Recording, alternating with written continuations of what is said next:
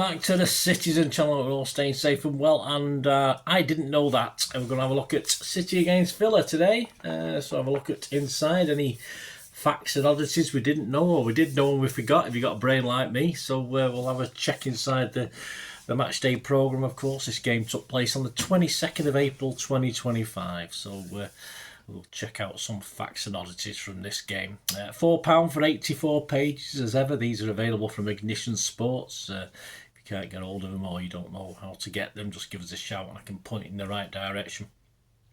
Yeah, cover story, great cover of course. Although my lad did doubt the academy side and saying Bob wasn't really part of the academy, but of course he was. He wasn't from very young, but he came in obviously a bit older, but he's still an academy graduate, if you like. But my lad always likes to pick fault with things like this. He wants it to be perfect, but nothing ever is it, in this life? Of course, we got O'Reilly, Foden, Lewis, McAtee, and Bob on the cover, all drawn by Dave Flanagan. Yes, so an impressive cover anyway. I like that one. Don't forget, I'll be doing a cover of the season award at the end of this. Not that they get anything, but I'll give you for home programmes and away programmes, of course, which we'll have a look at. Right, what did you know or didn't you know about City? Well, Rico Lewis tells us that the mood in the camp is one of resilience, determination and togetherness. Yes, it's certainly, I'm sure it is. Alistair Mann talks about his own personal 93-20 moment. We'll have that before we go, so stick with me for that one. There's a spotlight on City's FIFA Club World Cup opponents. I'll be doing a special on this in the summer, so I'll stay tuned for that, guys. Also, I won't go into any great detail now. There'll be some specials, of course, as we prepare for the Club World Cup, so stick with me for that. What about Villa that we didn't know or we did know and forgot? Well, of course, they were the most successful club in English football until Liverpool were the first to overhaul them for trophies in the 70s. Before World War One, they'd won 6 league titles and 5 FA Cups. So, yeah, quite impressive. Not many before World War One, yeah, so I don't think there's any of them alive now to talk about it. Anyway, Unai Emery, he won 3 UEFA Europa League titles with Sevilla and 1 with Villarreal, but he did lose a final of that with the Arsenal. So, yeah, oh, poor thing. He played most of his football in the Spanish second division as a player. Their top 5 greatest of all time, interesting ones. Peter McParland, yeah, not McFarland, Peter McParland. I assume it's not a typewriter error. Typewriter, what year am I in? Anyway, 1952 to 62 was at Villa. He scored 121 goals in 341 games, and he scored both goals the last time Villa won the FA Cup, beating United in 1956-57. Yeah, there'll be a few around that might know about that one. Paul McGrath, he was there from 89 to 96, made 323 appearances, scored 10 goals. A Rolls Royce of a defender, their words, not mine, part of the League Cup. 2 League Cup wins, 93, 94, 95, 96. Gordon Cowans, I remember him, he had 3 spells at Villa. He was there from 76 to 85, 88 to 91 and 93 to 94. He liked it so much, he was there 3 times. 59 goals in 527 appearances, but goals weren't his speciality, he was the heartbeat. Their words again, not mine, of the Villa title winners and European Cup winners in 80-81 and 82. Andy Gray, yes, I think we all know him from TV, don't we? He was there from 75 to 79 and 85 to 87. He managed 78 goals in 210 appearances, and he, of course, won both Young and Grown-Up Player of the Year trophies while he was there. Tom Pongo Waring, there you go, that's a great name. Pongo's a nickname, it's not his birth name, it wasn't on his birth certificate. Tom Pongo Waring, he was there from 1928 to 1935 and scored 167 goals in just 226 appearances, including 10 hat-tricks. And he scored 50 goals in 1930-31, which remains a club record. What about City and Villa, didn't we know or did we know? 6 degrees of separation takes us from KDB, who was 4 times player of the season, equal with, Richard Dunn, who headed down for 1 season to Villa, played alongside that 1 season, Gareth Barry. who of course came up the other way to us, played his first game in 11 seasons at Villa in May 1998, coming off the bench. Another Villa sub that day was Savo Milicevic, Bosnian-born but Serbian national, this guy, the first Bosnian-born player to score in the Premier League, but the first Bosnian to score in the first actual Bosnian, or classed as a Bosnian, to score in the Premier League was, of course, Edin Dzeko. 2 titles with City, moved to Roma, and the first goal for the Italian outfit in August 2015, a 2-1 win over Juve.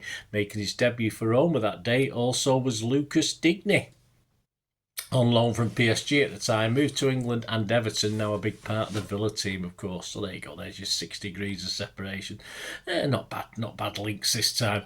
Gary James, one moment in time, he takes us back to the 14th of September 2003. Remember it well. City 4, Villa 1, the first ever meeting at the Etihad, of course.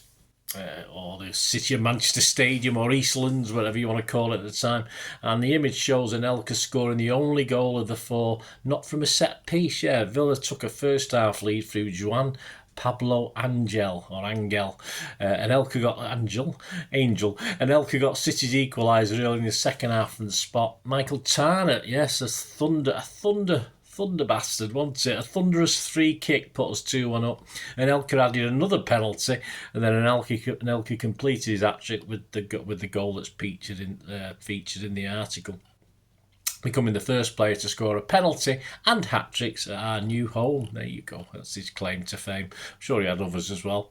Villa brought just 1,852 fans to that game in a crowd of 46,687, and that was the 3rd lowest away turnout that season. I must admit, certainly Birmingham City always seemed to sort of struggle bringing numbers, didn't they? Apart from the old days, perhaps, when a bit more come for the trouble, I think. But I think they and Birmingham never travelled so well, did they? Not to us anyway. They might have travelled elsewhere, but not to us. Of course, that win in that game lifted City to 3rd in the table at the time. Looked quite good at the time, didn't it? Cover Styles looks back at December 31st, 1977. I've got it in the back room somewhere, this programme, against Aston Villa, with Big Joe, Kiddo and Owen on, and Shannon on the front, to highlight the arrival, of course, of 1978. It weren't squad numbers in those days, just the shirt numbers.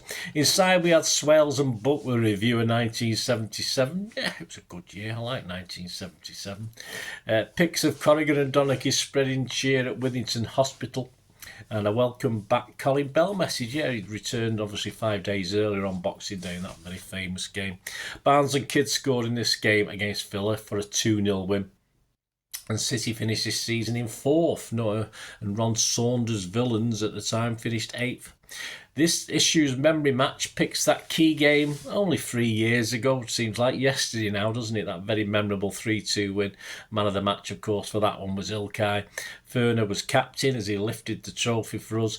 And Diaz was injured, missed that game as well. So you forget things like that, don't you? And finally, we'll check out more detail, that Alistair Mann piece on his 93-20 moments. So let's have a look, see what it's white writing on blue. I might have a chance with this. Sometimes I struggle focusing with some of these things. Anyway, Alistair Mann, my 93-20 moment. As an immensely proud member of the BBC Match of the Day commentary team, I am assigned matches as part of a monthly rota, usually done on the basis of your geographical location. On the final day of the 2011-12 season, there were as many as 13 clubs on my northern watch, and I was several locations of possibility. I was handed a visit to Wigan versus Wolves at their then-named DW Stadium. While naturally it meant that I would miss out on City versus QPR, I was philosophical about it, as 2 weeks earlier I had commented on the Blues' 1-0 win over United, which had seen them overtake the Reds at the top of the table and leave the destiny of the title in their own hands. In there, why is he saying there? He's a City fan. Us, we. I mean, I think I do it occasionally if I write something down, but Alistair, come on, you're a Blue.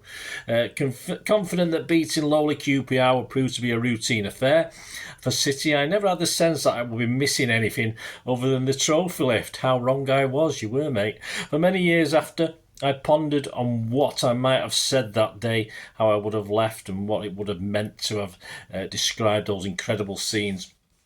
as Aguero did his thing at 93-20. Fast forward 10 years and City and Liverpool were neck and neck going into the final day of the 21-22 season. Just 1 point separate the two best teams in England, with City facing Aston Villa, knowing a victory would guarantee them the title.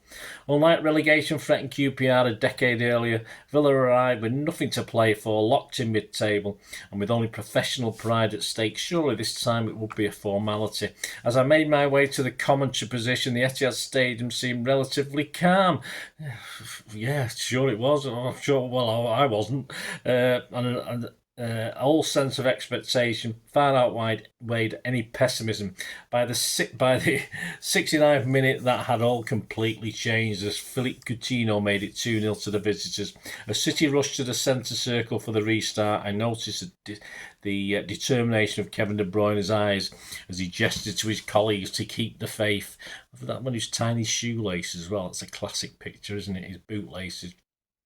It was a poignant and defiant message and an illuminating insight into what was to follow. Inspired by their captain, City embarked on the most exhilarating, chaotic and breathtaking of fightbacks. As an Ilkay Gundo header made it 1-2, I bellowed to my co-commentator Sean Goulter, "Are we about to see something quite special?" as I sensed the almost immediate momentum shift. When Rodri smashed in an equaliser just 2 minutes later, my thoughts immediately went to the QPR game 10 years previously. It's on, it's on. My goodness, it's on, I yelled in disbelief at what was unfolding. When Gundo completed the thrilling turnaround, my commentary was truly born from what I had missed in 2012. I sometimes wondered how I would react in situations like these, how I would be when I witnessed something quite remarkable, and I've just seen it. In a whirlwind 6 minutes, City has spectacularly secured the Premier League, and I finally had my very own 93-20 moment. There you go. So I'll list it, man. Fancy missing the 93-20, as if I say, very odd.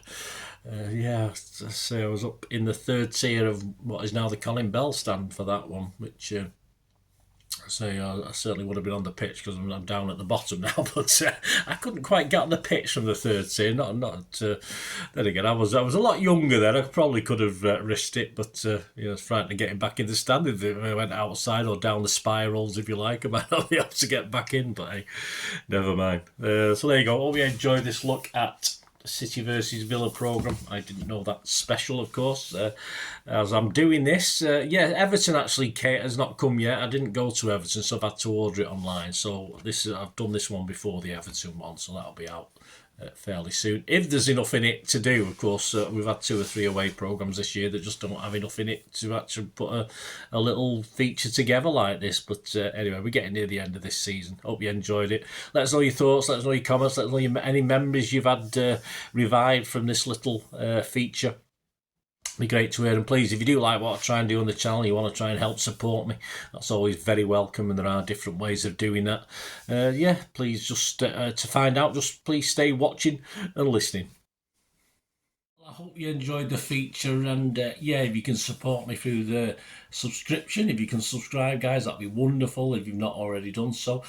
We do actually have memberships at the moment, just 99p a month, so you get access to all my City stuff, including all the history vlogs, dozens and dozens not been published yet that you get immediate access to, and every time I do a edit and do a vlog, you get immediate access to it as well. So you can have a copy of scripts as well if you want any hard copy of the sort of things I do on matches and teams and managers and players, etc, etc. So if you can join the membership, that'd be wonderful. We'd fine. And if you want to support the channel just by watching the ads, that helps. Watch the ads, let them play through while you just have to check your phone or something, let it play out.